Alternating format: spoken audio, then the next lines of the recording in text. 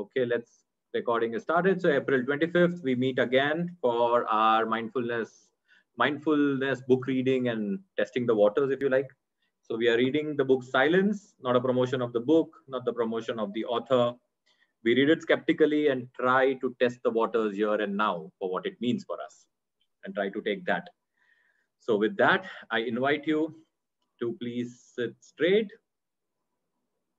or stand straight, whatever position you are in. Keep your back, neck, and head aligned. And take first few deep breaths.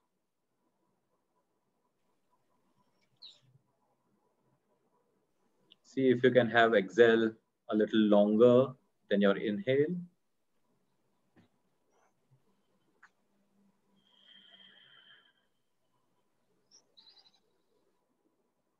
Throw all that carbon dioxide out of your body.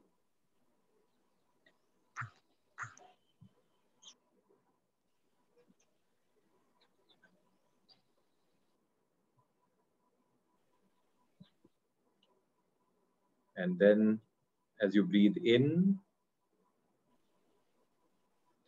know that you are breathing in.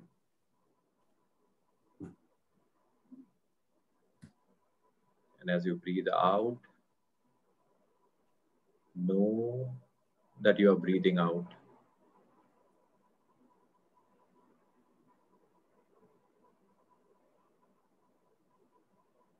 As you breathe in, know that you are completely here.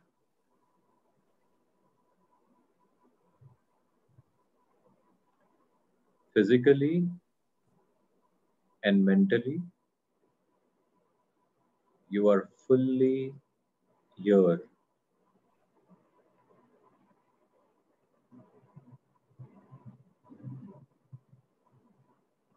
And in the here and the now,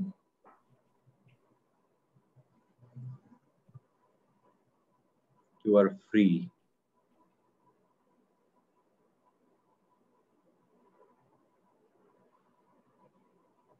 Free from the past and anxieties of the future.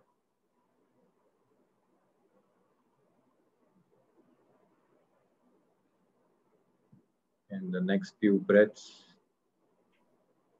enjoy that freedom.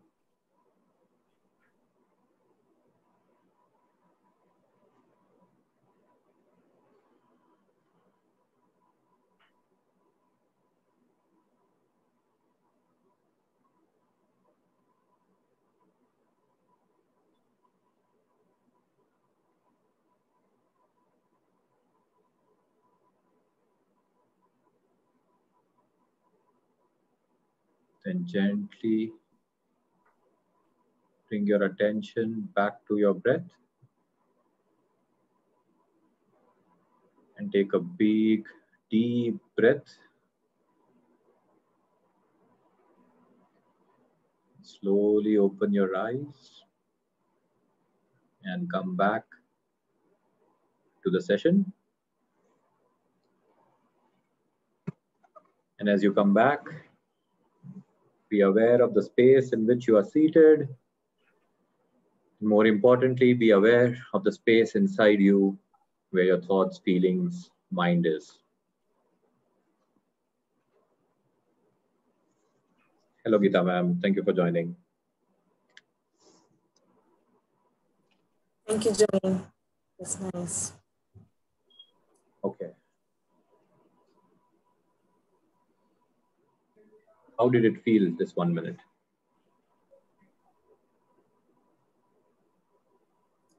Very, very calm and peaceful. It's feeling very relaxed. Yeah.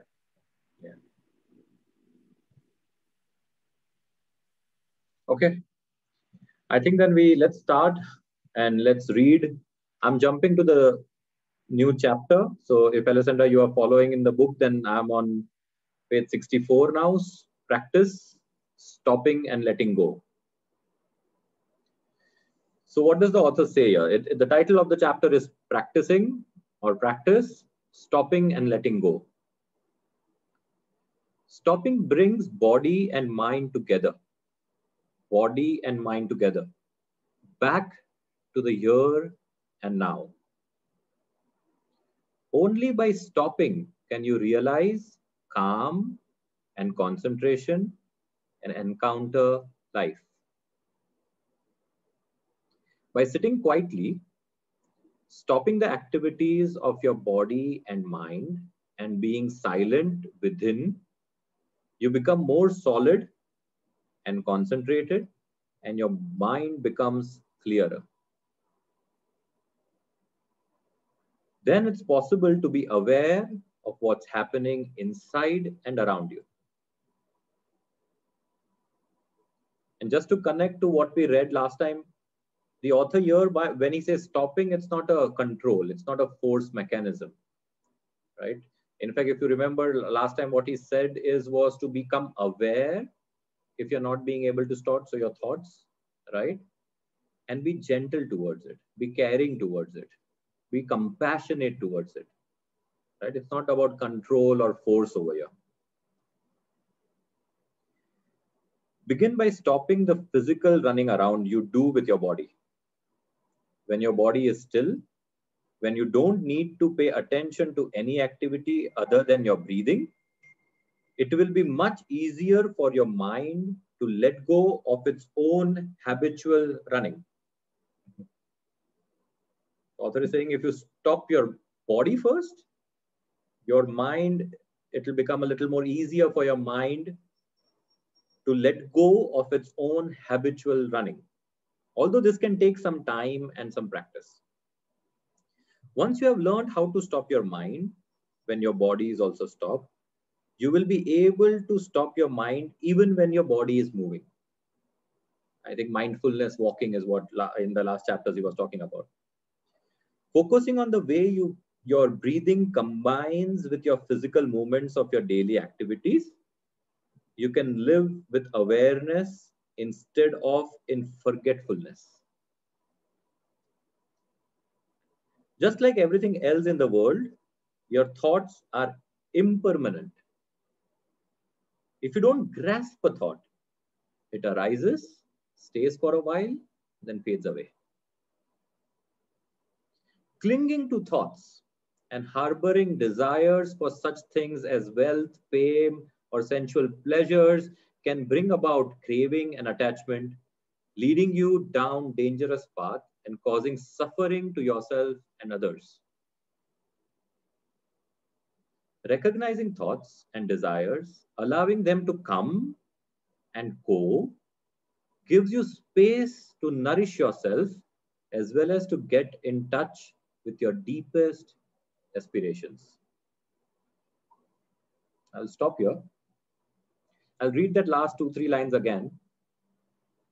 Clinging to thoughts and harboring desires for such things as wealth, fame, or sensual pleasures, or it could be anything, right? Clinging to any kind of thoughts can bring about craving and attachment, leading you down a dangerous paths and causing suffering to yourself and others. And just a thought from my side over here, clinging to even this thought, that if you cling to thoughts is going to get you suffering, is still clinging to thoughts. So recognizing thoughts and desires, allowing them to come and go, not control, not stopping, no force here, gives you space to nourish yourself as well as to get in touch with your deepest aspirations. Or in the chapter sometime back when he was talking about your deepest callings, I think we had read that. The deepest callings of your heart, for example.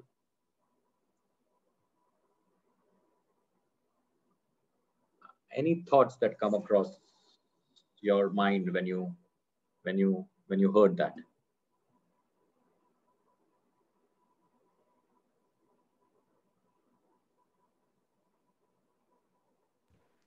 So I'd like to ask something here. So how does this para applies to the thoughts of both negative and positive?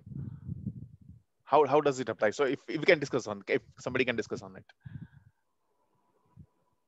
Yeah, I mean, you asked me a question and I get a thought with which I can try to answer maybe, right? Now, if I see that thought, if I'm aware of that thought, not telling it good or bad, right? I'm just aware of that thought that, okay, I have read this or I've understood this or whatever I could, if I catch that thought, right? And I'm just aware of it, just aware, what will happen? Nothing. It will go away. Go away. Yep. That's it. Until we act upon it or we start getting into it, clinging on it. Yeah. Right? So I think there was a very nice mindfulness, I think some mindfulness guru of the world, he said a very nice line. He said, thoughts are self-liberating. Such a powerful statement to understand that thoughts are self-liberating. You don't need to do anything. You just give it your awareness and poof, it's like a bubble. Awareness is like a finger. You just touch it with awareness and it's gone. That's it. True. Yeah. That's it.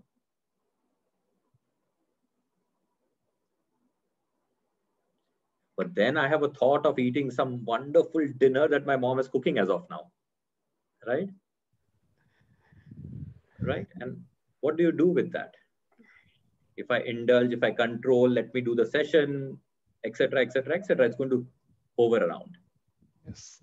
Maybe even continue in my dreams. But if I just look at it, just be aware of that thought. I don't know. We need to experiment that. I don't know. Poof, it might just go away. How long will it linger without me giving it my judgment, my talk back, my if I give it awareness, not attention, awareness. Don't know. Maybe getting into some other things at the same time may allow that thought to go away. Distraction versus Distraction awareness. kind of thing. Awareness. Yes. So yeah, I mean, distraction versus awareness. Yeah, so instead of lingering on one thought, you would want to keep hopping, lingering on different thoughts. So you will have a bigger loop of getting tired eventually, maybe, right? Maybe, yeah. Let me not get tired now, but try everything else to distract myself and eventually get tired. Get tired, yeah. Instead, just let me see that I'm tired. And if I see it and I'm aware of it, what then happens? I'm aware of it, yes. Then I'm aware of it. And maybe the tiredness, poof. Oops. I don't know.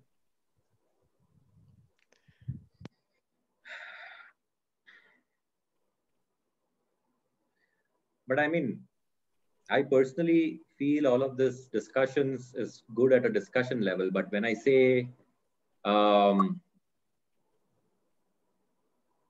coronavirus, I said that word now. How many of you don't have a negative judgment already on that word that I was saying? Right? Or some, I'm just giving an example, right? I mean, anything, how hard it is to be non-judgmental and look at it. Then what do we do? Maybe we first look at us judging. Maybe we just look at ourselves judging, just be aware of ourselves judging.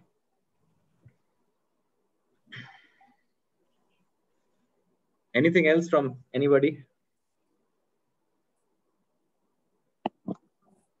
I would like to add to this. Yes, ma'am.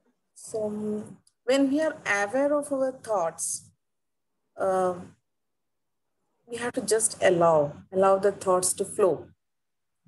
So like when Krishna was asking, what are the good thoughts or the bad thoughts, or what is good, bad, if you say, sometimes we are clinging to that thought, right? So when we cling to that thought, that leads to the chain of thoughts. Okay. So say, with respect to counseling, I'm talking with respect to counseling, where clients, when they share about their feelings, if you see their suffering or the issues what they are undergoing, the feelings what they are undergoing, maybe very, very little. I mean, like you can say sometimes 1%. That's the truth. I mean, we can't deny that they are not undergoing pain, but that's 1%. But the 99% is surrounded with their thoughts. They cling to that thought, that 1%. Yeah. So that's the negative way of clinging to that thought. So when you say depression or anxiety or in any name it, label it anyway, any name. So these are all clinging to that thought, particular thought.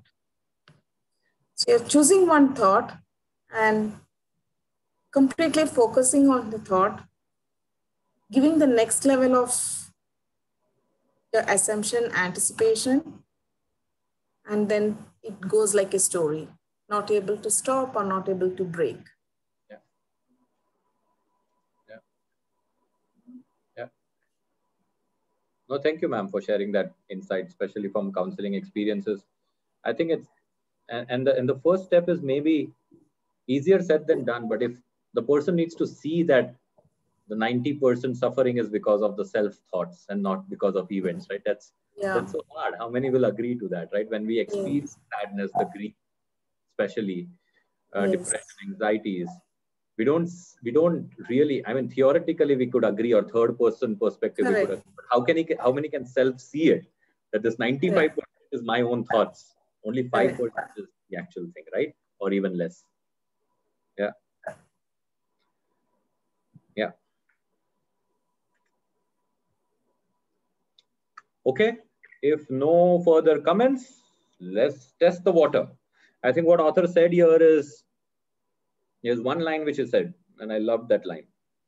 Just like everything else in the world, the author says, just like everything else in the world, your thoughts are impermanent. Right? Let's see. Let's test the waters. So again, I invite you all to sit straight. Try to have your back, neck, and head aligned.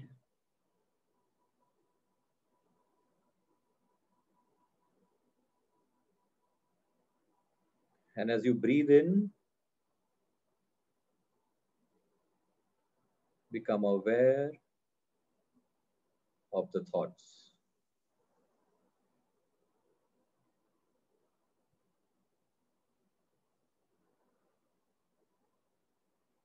As you breathe out, be aware that these thoughts are impermanent.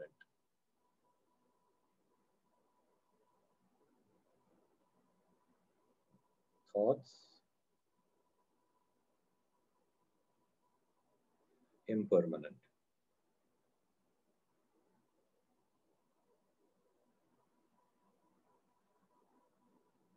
As you breathe in, be aware of all your desires.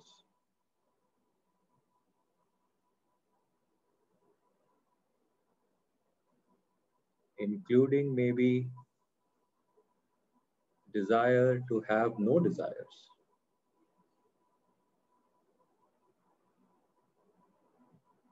And as you breathe out,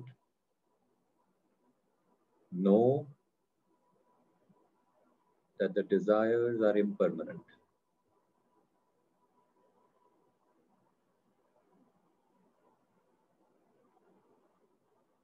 Be aware of your cravings.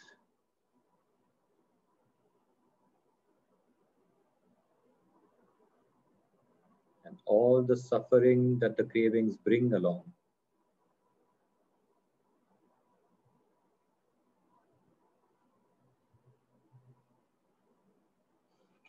Be aware that the cravings and the suffering are impermanent.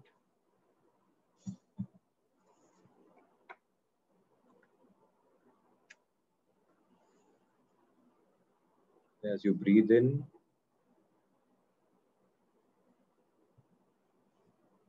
for a moment, let your mind do whatever it wants. Think whatever it wants to think. Feel whatever it wants to feel.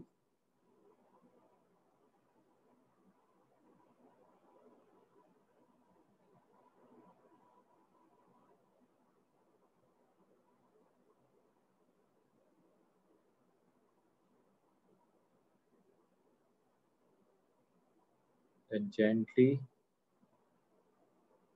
become aware of all the thoughts, desires, cravings, and feelings.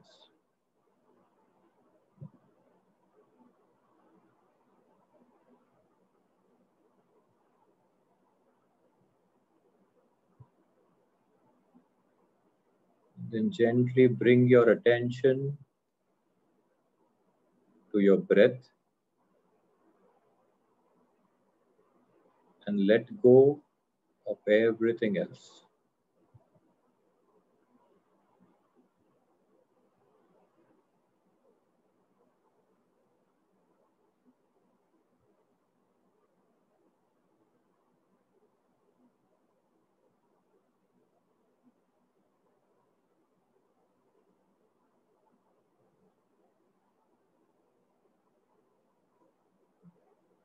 Follow your breath fully.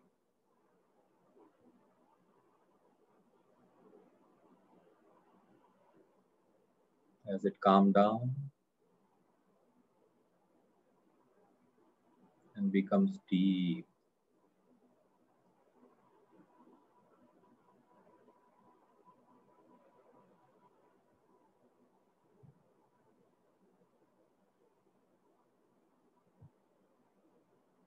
Even be aware of the space between your in-breath and your out-breath.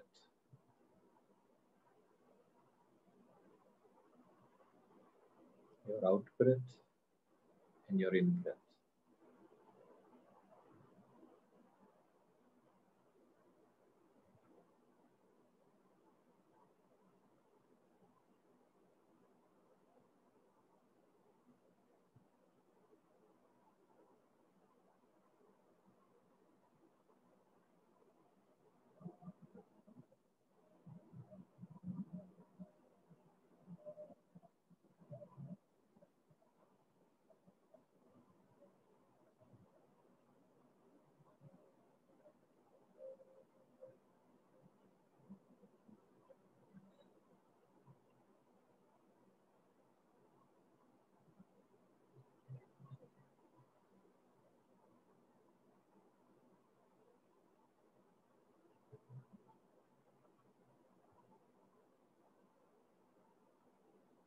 Then slowly bring your attention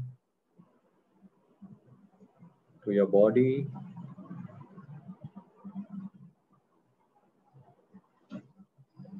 To your eyelids.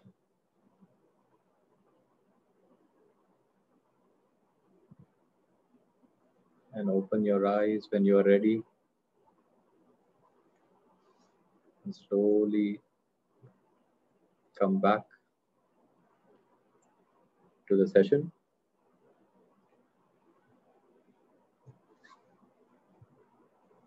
And as you come back, be aware of the space within you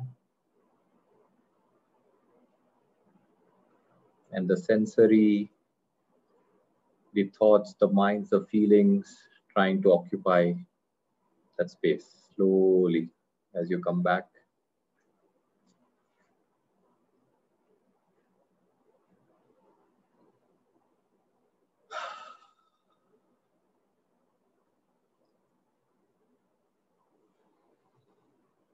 How do you feel?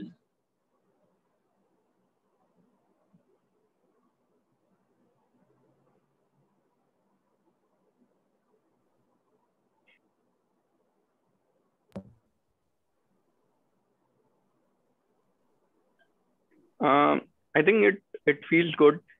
Just one thing, when you were saying the things like the thoughts are impermanent. So one thing came to my mind that, okay, it might be impermanent at the moment. So if I'm experiencing some of the thoughts today, it might be impermanent now, but after some days, that thought will come again.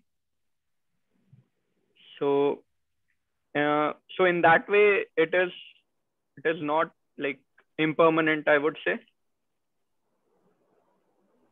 So our like mind is made up of like acting on thoughts.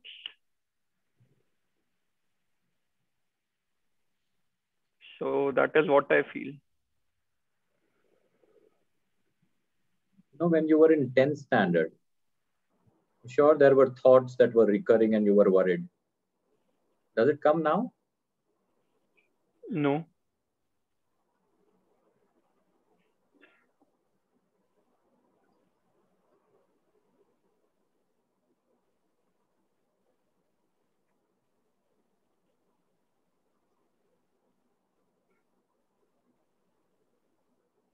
Thoughts are impermanent.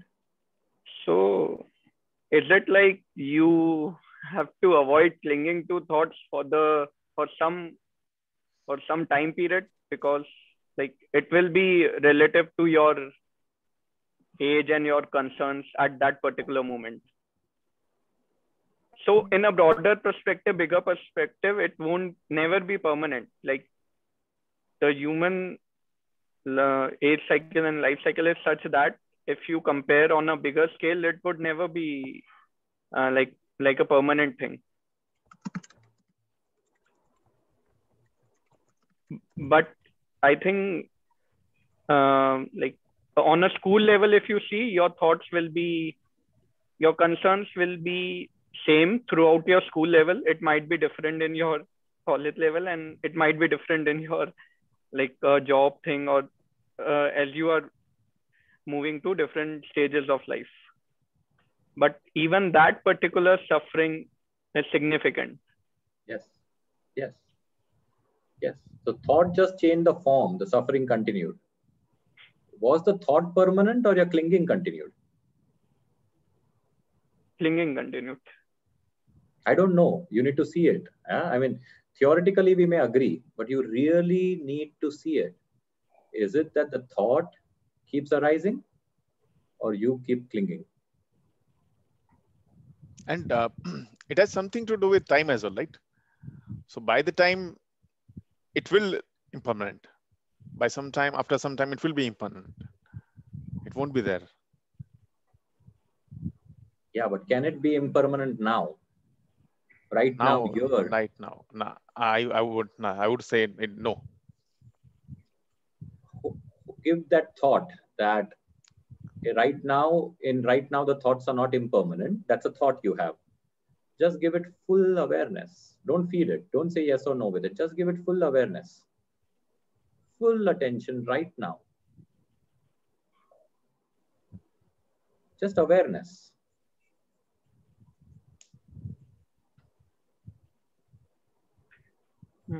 It's quite like ironical that for a thought to become impermanent, you have to pay full attention. Full attention. Not half, because then half doesn't do the trick. You're just feeding it. It becomes more permanent. Maybe, I don't know. But if you give it full awareness, no labeling, no judging, no feeding it in. Right now, Krish, give it full awareness. Don't listen to what Jamin is saying. Give your thought full awareness. What happens with it? Mind knows after that okay, it is there. That's fine. Don't bring it out or cling it to again. Then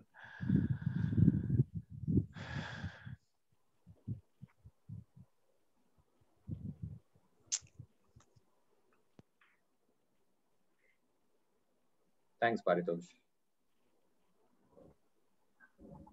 No, we are done with the session. If anybody wants to leave, you can leave. But let's look at this very deeply today, right? Let's practice it. Did you give it full awareness, or did you start telling, what does it mean? Now my mind knows. Where did that thought come from?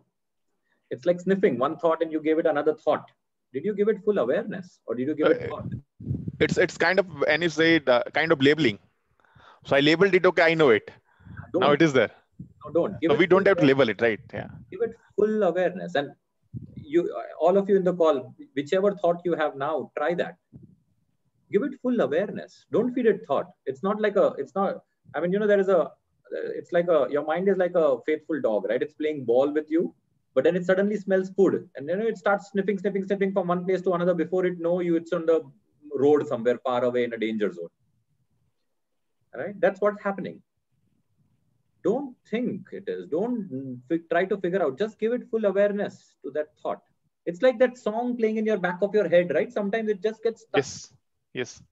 Have you tried doing that with that? It's a very practical, scientific thing we are talking about. Give it full awareness. Don't try to remember the song. Just give it full awareness. See what happens. I'll tell something what happened a few days back with me. So this Ranveer Singh Jio advertisement had started within while IPL runs. So that song was running on behind my mind somewhere else. I was working and that was playing in behind with me. So I just told to my friend that, have you noticed this song? Or I just talked with him like this, that okay, something is going on in my mind. And I said, this is the song, this is the advertisement playing on. And after some time, it stopped. It stopped, exactly. So it's a very beautiful thing. And again, Dr. Geeta, Alessandra, I think we are done. So if you want to step out, but otherwise, please feel free to join in the discussion as well. No, what I'm saying is, yes, they're good example, but right now, it's always in now, right? Right now, give it your full awareness. See where you started. You started at, no, the thought in the now cannot go. From there, you went until IPL. You see the sniffing dog. Yes. Give it your full awareness now. Not a thought to it, not a judgment to it, not a label to it. Just give it full, accept it fully, and give it your full awareness. Not to what Jamin is saying, not to the sound of Jamin, not to the session. Just to that thought, full awareness.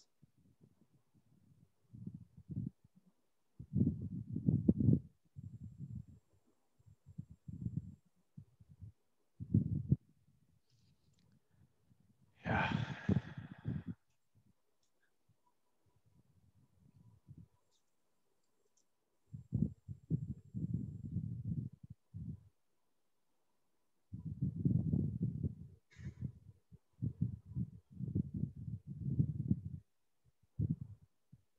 And it's not of time then. It's in the now. And if it's in the now, it's always at your disposal. This very simple but a powerful tool. Always.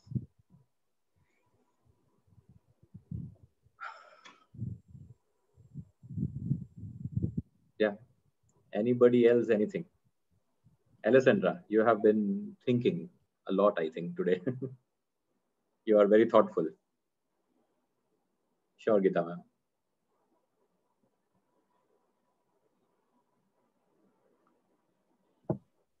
Yeah, just listening, trying to learn, and trying to that I'm thinking of is how, for example, ruminating on negative experiences can be the cause of a lot of suffering and of keeping us stuck in the past. Yes. Instead of letting us live the present or move forward. At certain times with myself and also with my patients.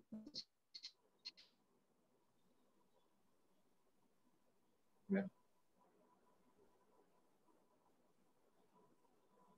Alessandra, you're breaking up a little.